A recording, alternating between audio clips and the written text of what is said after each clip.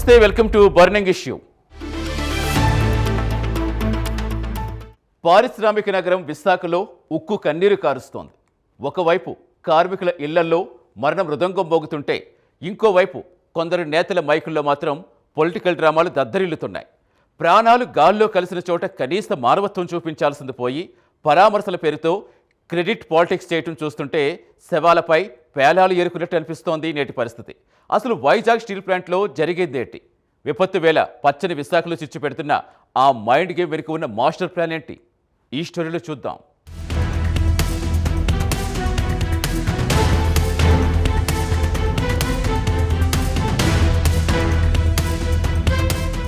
Visakhapatnam steel ప్లాంట్లో సంభవించిన భారీ పేలుడు ప్రమాదం యావత్ ఆంధ్రప్రదేశ్ని తీవ్ర దిగ్భ్రాంతికి గురిచేసింది. పారిశ్రామిక క్షేత్రంలో కార్మికుల ప్రాణాలు గాల్లో కలిసిపోయిన ఇలాంటి హృదయ విదారక సమయంలో సమాజమంతా ఒక్కటై బాధితులకు అండగా నిలవాల్సిన అవసరం ఎంతైనా ఉంది. కానీ దురదృష్టవశాత్తు ఈ హ్యుమానిటేరియన్ క్రైసిస్ కాస్త రాజకీయ లబ్ధి కోసం విమర్శలు, ప్రతివిమర్శల వేదికగా మారిపోవడం అత్యంత విచారకరం. బాధితుల కుటుంబాలు పుట్టెడు దుఃఖంలో మునిగుంటాయి. ఇక్కడ కొందరు నేతలు మాత్రం తమ పొలిటికల్ మైలేజ్ కోసం ప్రయత్నించడం చూస్తుంటే, ఇల్లు కాలి ఒకడేడుస్తుంటే చుట్టకు నిప్పడిగినట్లు తయారైంది నేటి పరిస్థితి. ప్రాణాలు కోల్పోయిన వర్కర్ల పట్ల నిజమైన సింపతి చూపించాల్సింది పోయి బ్లేమ్ గేమ్ ఆడటం కరెక్ట్ కాదనే అభిప్రాయం వ్యక్తమవుతోంది. ఇది కేవలం ప్రమాదం కాదు, ఒక సామాజిక విపత్తు అని మనకు స్పష్టంగా అర్థమవుతోంది.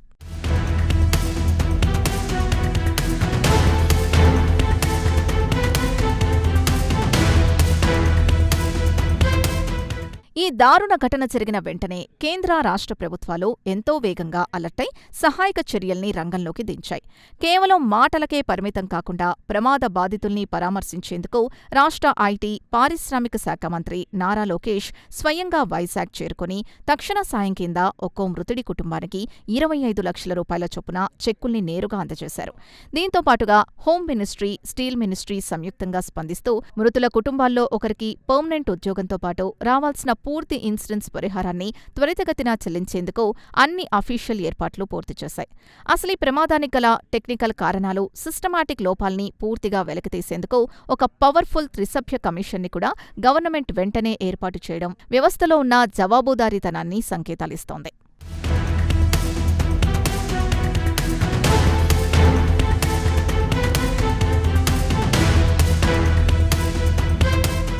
విపత్తు సమయాల్లో బాధితులకు మానసిక ధైర్యం కల్పించడం అన్ని పొలిటికల్ పార్టీల కనీస బాధ్యత.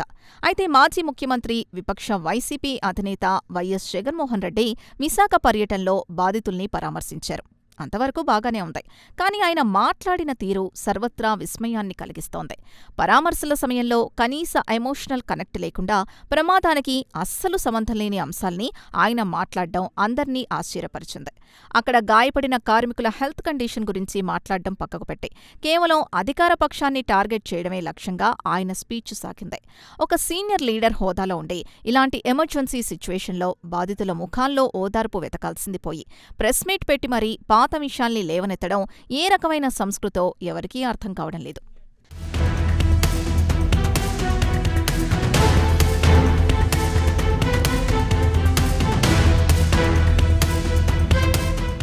తన పర్యటనలో జగన్మోహన్ రెడ్డి మాట్లాడుతూ విశాఖ స్టీల్ ప్లాంట్ ప్రైవేటీకరణను ఆపింది కేవలం వైఎస్సార్ కాంగ్రెస్ పార్టీ మాత్రమేనంటూ క్రెడిట్ కోసం తాపత్రయపడటం హాస్యాస్పదంగా మారింది.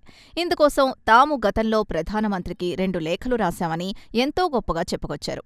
అయితే ప్రస్తుత విపత్కర పరిస్థితిలో ఈ ప్రైవేటీకరణ టాపిక్ అసలు ప్రస్తుతమా లేక అప్రస్తుతమా అనేది ఇక్కడ మెయిన్ పాయింట్. కార్మికుల చితిమంటలు ఇంకా చల్లారకముందే నేను లేఖలు రాశాను, నేనే ఫ్యాక్టరీని కాపాడాను అంటూ సెల్ఫ్ డబ్బా కొట్టుకోవడం ప్రజాస్వామ్యంలో సరైన పద్ధతి కాదు. గతాన్ని తవ్వుకుంటూ క్రెడిట్ పాలిటిక్స్ చేయడం కంటే ప్రెసెంట్ బాధితులకు ఏ రకమైన మెరుగైన వైద్యం అందుతోంది, భవిష్యత్తులో ఇలాంటి సంఘటనలు జరగకుండా ఎలాంటి సేఫ్టీ మెషర్స్ తీసుకోవాలో సలహాలివ్వాల్సింది పోయి లేఖల ప్రస్తావన తేవడం విడ్డూరం.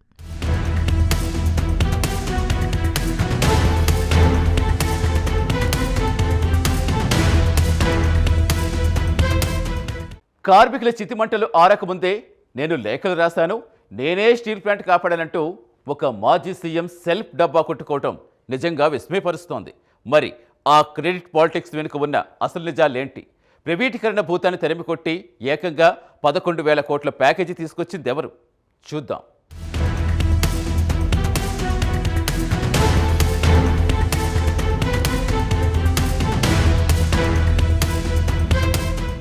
నిజానికి విశాఖ ఉక్కు ఫ్యాక్టరీని ప్రైవేటీకరణ కాకుండా కాపాడింది ఎవరనేది ఆంధ్రప్రదేశ్ ప్రజలందరికీ క్లియర్గా తెలుసు.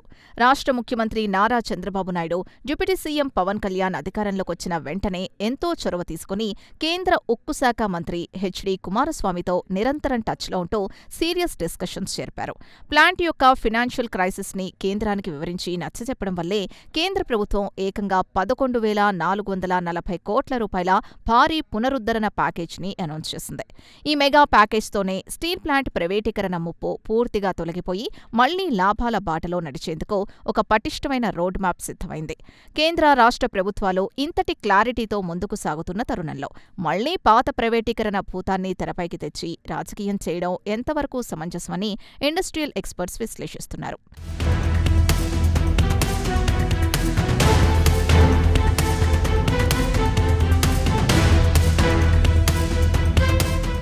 ప్రమాదాలు జరిగినప్పుడు లోపాలు ఎవరివైనా కావచ్చు. వాటిని సరిదిద్ది బాధితుల్ని ఆదుకోవడమే ఒక ఉత్తమ ప్రభుత్వం యొక్క ప్రైమరీ డ్యూటీ. కానీ విపక్షాలు మాత్రం ఈ హ్యూమన్ ట్రాజెడీని తమకనుకూలంగా మార్చుకోవాలని చూడటం గమనార్హం. గతంలో అధికారంలో ఉన్నప్పుడు విశాఖ సెంటిమెంట్ని కించపరిచేలా వ్యవహరించిన వారు ఇప్పుడు హఠాత్తుగా ఉక్కు ప్రేమికులుగా నటిస్తూ మాట్లాడే మాటలు వింటుంటే చెప్పేవి శ్రీరంగనీతులు, దూరేవి దొమ్మరి గుడిసెలు అన్న సామెత గుర్తుకొస్తోంది. నేడు బాధితుల పట్ల కపట ప్రేమను ప్రదర్శిస్తూ కేంద్ర, రాష్ట్ర ప్రభుత్వాల మధ్య ఉన్న కోఆర్డినేషన్ని దెబ్బతీసేలా ప్రసంగాలు చేయడం భావ దారిద్ర్యానికి నిదర్శనం. విపత్తు సమయాల్లో ఇలాంటి చీప్ పాలిటిక్స్ అవసరమా అంటూ సామాన్య జనం సైతం ముక్కున వేలేసుకుంటున్నారు.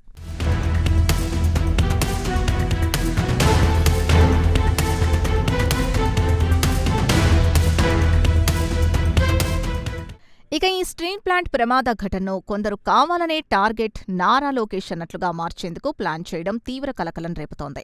ప్రమాదం జరిగిన వెంటనే ఏ ఒక్క క్షణం ఆలస్యం చేయకుండా లోకల్ లీడర్లు, కేంద్ర మంత్రి కుమారస్వామి, డిప్యూటీ సీఎం పవన్ కళ్యాణ్తో పాటు ఐటీ మినిస్టర్ నారా లోకేష్ కూడా స్పాట్కి చేరుకుని బాధితుల్ని పరామర్శించారు.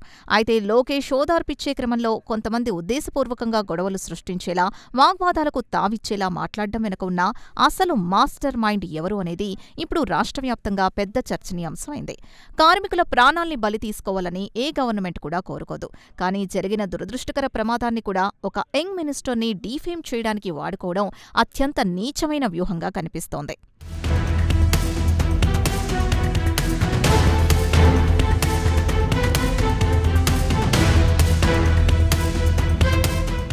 ప్రమాద స్థలంలో పరామర్శకు వెళ్లిన యువమంత్రి నారా లోకేష్ను టార్గెట్ చేయటం వెనుక పక్కా స్కెచ్ ఉందనేది స్పష్టమవుతోంది. విపత్తును ఇలా వాడుకోవటం విడ్డూరంగా ఉంటే, గతంలో అధికారంలో ఉన్నప్పుడు ఎల్జీ పాలిమర్స్ గ్యాస్ లీక్ ఘటనలో వీరు చేసిన పాపాలు ఎలాంటివి? వాటి జనం మర్చిపోయారా? ఆ లెక్కలేంటో ఇప్పుడు తేలుద్దాం.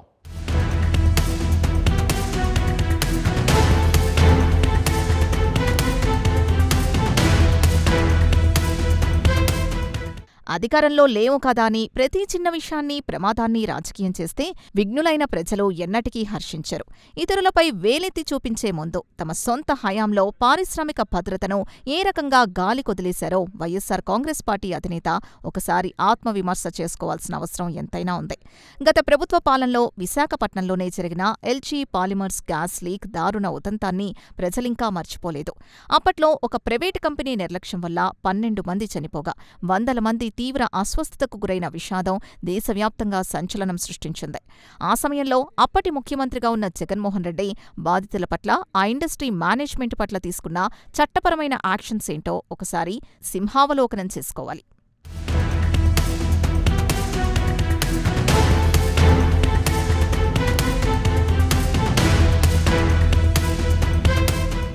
వైసీపీ హయాంలో జరిగిన ఆ గ్యాస్ లీక్ ఘటనలో బాధితులకు తక్షణ నగదు సహాయం అందించడంలో ప్రభుత్వం ఎంతో వేగం చూపించిన మాట వాస్తవమే అయినప్పటికీ లాంగ్ టర్మ్ సొల్యూషన్స్ విషయంలో మాత్రం ఘోరంగా విఫలమైందనే విమర్శలున్నాయి.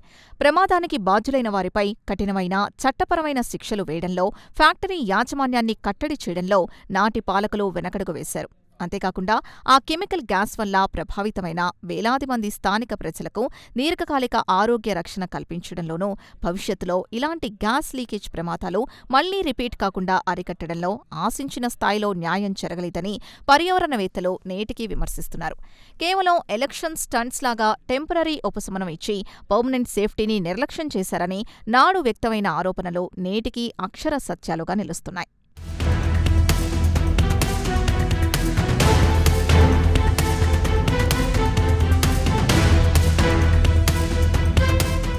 విపత్కర పరిస్థితులు, విపత్తులు ఎదురైనప్పుడు ఒక రెస్పాన్సిబుల్ విపక్ష నేతగా వ్యవహరించడానికి ఎంతో పొలిటికల్ మెచ్యూరిటీ అవసరం. ఇలాంటి మానవీయ సంక్షోభాలను కేవలం ప్రభుత్వాన్ని ఇరుకున పెట్టే పొలిటికల్ వెపన్స్ లాగా మార్చుకోకుండా బాధితులకు మానసిక అండగా నిలిచేలా బాధ్యతాయుతంగా ప్రవర్తించాలి. విమర్శలు చేయడమే ఒక నిత్యకృత్యంగా పెట్టుకోకుండా ఇండస్ట్రియల్ సేఫ్టీ సిస్టమ్స్లో ఉన్న లోపాల్ని సరిదిద్దేలా ప్రభుత్వానికి సానుకూల సలహాలివ్వడం ఒక మాజీ సీఎం హోదాకు ఎంతో గౌరవం ఇస్తుంది. కానీ దానికి భిన్నంగా ప్రమాదం జరిగిన ప్రతి చోటా రాజకీయాలు చేయాలని చూడటం చేతులు కాలాక ఆకులు పట్టుకున్నట్లు ఉంటుంది తప్ప వ్యవస్థకు గానీ బాధితులకు గానీ ఎలాంటి ఉపయోగం ఉండదు.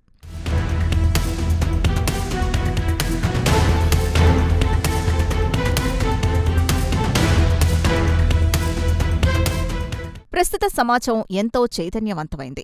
ఏ నేత ఏ ఉద్దేశంతో మాట్లాడుతున్నాడో, ఎవరి స్వార్థమేంటో ప్రజలు చాలా క్షుణ్ణంగా గమనిస్తున్నారు. స్టీల్ ప్లాంట్ని మళ్లీ లాభాల బాటలో నడిపేందుకు కేంద్ర, రాష్ట్ర ప్రభుత్వాలు ఒక పక్కా ప్లానింగ్, స్పష్టమైన కార్యాచరణతో రాత్రింబవళ్లూ శ్రమిస్తున్న తరుణంలో ఇలాంటి సెన్సిటివ్ ఇష్యూస్పై లేనిపోని అపోహలు సృష్టించడం వల్ల ప్లాంట్ ఇమేజ్ దెబ్బతినే ప్రమాదం ఉంది.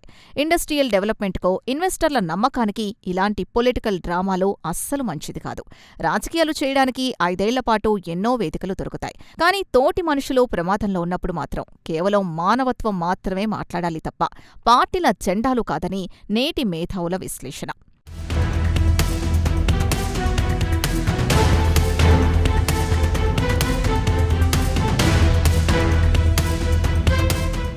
ముగింపుగా చెప్పాలంటే విశాఖ స్టీల్ ప్లాంట్ ప్రమాదం మన పారిశ్రామిక భద్రతా ప్రమాణాల్ని మరింత పటిష్టం చేసుకోవాల్సిన అవసరాల్ని గుర్తుచేస్తోంది.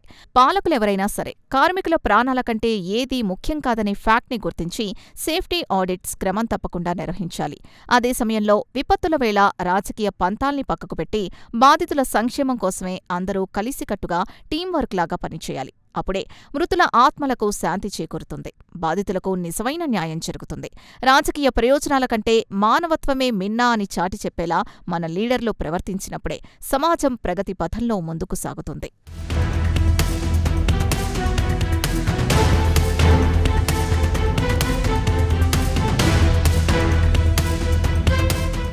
ప్రమాదాలు జరిగినప్పుడు అండగా ఉండాలి, కానీ అగ్నిలో ఆజ్యం పొయ్యకూడదు.